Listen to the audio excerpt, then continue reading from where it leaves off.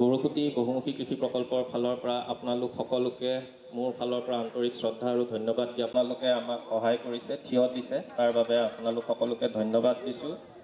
প্ৰকল্পৰ ভৱিষ্যত পৰিকল্পনাৰ কথা ক'বলৈ গ'লে মাননীয় মুখ্যমন্ত্ৰী মহোদয়ে যোৱা 21 জুলাই তাৰিখে ইয়াত আমাৰ গৰুকুটিৰ বাৰ্ষিক অধিৱেশনত আহি তেওঁ ইতিমধ্যে কৈ গৈছে যে প্ৰকল্পৰ শিক্ষা কৰিবৰ কাৰণে মাননীয় মুখ্যমন্ত্ৰী হিমন্ত বিশ্ব শৰ্মাক পুনৰাই বিপুল ভোটত গোটেইকেইটা চিট অসমৰ বিভিন্ন প্ৰান্তত গোটেইকেইটা চিট আনি আমাৰ ভাৰতীয় জনতা পাৰ্টীৰ জয়গান গাই ভাৰতীয় জনতা পাৰ্টী চৰকাৰ কৰিবই আৰু মাননীয় মুখ্যমন্ত্ৰী কৰিলে আমাৰ এই সপোন বাস্তৱিত হ'ব। সেই কৃষক বন্ধুসকল বিশেষ নকওঁ, অহা আমি যেতিয়া আহিম সকলো খুলি কম। সম্প্ৰসাৰণ কাৰ্যসূচীত উপস্থিত অসম প্ৰদেশ কৃষক মৰ্চাৰ সন্মানীয় সভাপতি পংকজ বৰবৰা ডাঙৰীয়া 2-3 কোটি টকা, তৃতীয় বৰ্ষত তাৰ আয় হৈছিলে মাননীয় অধ্যক্ষ মহোদয় আৰু আমাৰ সাংসদ মহোদয় দুয়োগৰাকীয়ে আহি পেলাই এই প্ৰকল্পত মই ভাবোঁ এইটো গৰুকুটি এটা প্ৰকল্প নহয়, ই অসম আৰু অসমীয়াৰ স্বাভিমানৰ প্ৰতীক।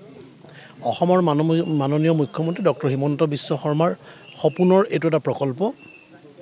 মুখ্যমন্ত্ৰী ডাঙৰীয়াৰ সপোন আছে অসমৰ প্ৰতিখন জিলাত এনেকুৱা এটা প্ৰকল্প হওক আৰু আমাৰ থলুৱা যুৱক যুৱতীসকলে যিসকলে শিক্ষা গ্ৰহণ কৰিছে এনেকুৱা প্ৰকল্পৰ জৰিয়তে কৃষি কৰ্মৰ জৰিয়তে অসমৰ অৰ্থনীতিৰ ভেটি শক্তিশালী কৰক।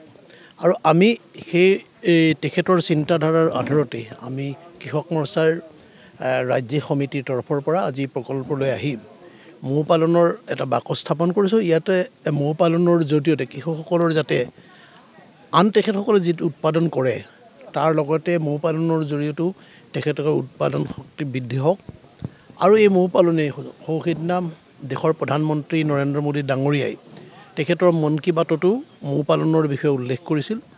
যোৱা 3টা বছৰত দেশত মৌ পালন বা মৌ উৎপাদন দুগুণ বৃদ্ধি হৈছে, 1,40,000 মেট্ৰিক টন মৌ উৎপাদন হৈছে আৰু এই মৌ বিদেশলৈ গৈছে। গতিকে এই মৌ পালনৰ জৰিয়তে কৃষকসকল আৰু অধিক স্বাৱলম্বী হ'ব পাৰে আৰু আমি কৃষক মৰ্চাই কৃষকসকলৰ আয় দুগুণ কিদৰে বৃদ্ধি কৰিব পাৰোঁ আৰু কৃষকসকলৰ যিসমূহৰ অসুবিধা আছে বা যিসমূহ সমস্যাৰ সন্মুখীন হয় কৃষি কাৰ্য কৰাৰ ক্ষেত্ৰত সেইখিনি তেখেতসকলৰ লগত প্ৰত্যক্ষভাৱে লগ ধৰি আলোচনা কৰি সেই সমস্যাসমূহ সমাধানৰ ক্ষেত্ৰত কৃষক মৰ্চাৰ চেষ্টা অব্যাহত ৰাখিছোঁ। কৃষক মৰ্চাই অসমৰ বিভিন্ন প্ৰান্তত আমি খেতিয়কসকলৰ মাজত সম্পৰ্ক নিৰ্ধাৰণ কৰিব বিচাৰিছোঁ। ইতিমধ্যে আমি 15খন জিলাত আমি কৃষক সজাগতা পাতিছোঁ। DO আৰু DC লগত আমি বহুৱাই দিছোঁ। তেওঁলোকৰ মৰম বেদনা জানিব বিচাৰিছোঁ, তেওঁলোকে খেতি কেনেকৈ কৰে। DOক আমি আগত তেওঁলোকক হাজিৰ কৰাই দিছোঁ, প্ৰশাসনক হাজিৰ কৰি দিছোঁ, আয়ুক্ত মহোদয়কো হাজিৰ কৰি দিছোঁ। তেখেতলোকৰ কথোপকথনত আমি কৃষি বিপ্লৱক সূচনা কৰিব বিচাৰিছোঁ অসমৰ বিভিন্ন প্ৰান্তত।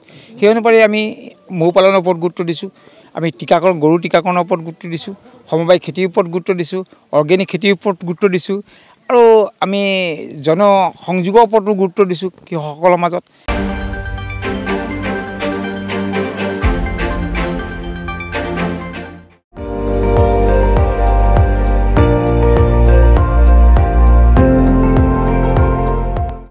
আপুনি চাই আছে ND24, সৰ্বশ্ৰেষ্ঠ নহয় সৰ্বোত্তমৰ দৌৰ।